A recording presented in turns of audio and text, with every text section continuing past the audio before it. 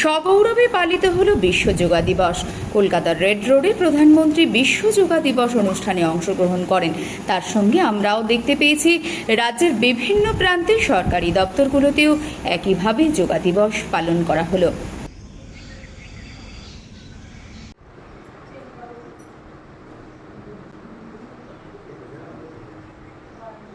Regular practice. Yoga teaches us to remain lifelong learners of our own bodies. আজকে হচ্ছে 12তম আন্তর্জাতিক দিবস, যোগা দিবস। এইটাতে উপলক্ষে আমি বিভিন্ন জায়গায় প্রোগ্রাম করব এবং করলাম।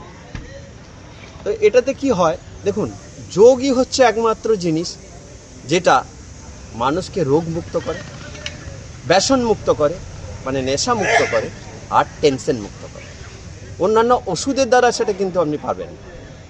তাই আমাদের প্রত্যেককে অন্ততপক্ষে 15 মিনিট প্রতিদিন কিংবা আধা ঘন্টা, যার আরও সময় হবে 1 ঘন্টা, এই যোগটা করা দরকার। তাই 21শে জুন বিশ্ব যোগা দিবস। আর এই বিশ্ব যোগা দিবসে শুধু ভারতবর্ষ নয়, সারা পৃথিবীর মানুষ কিন্তু এই দিনটিকে পালন করবে। পানাগড় থেকে সুভাষ দাস, সারা বাংলা দর্পণ।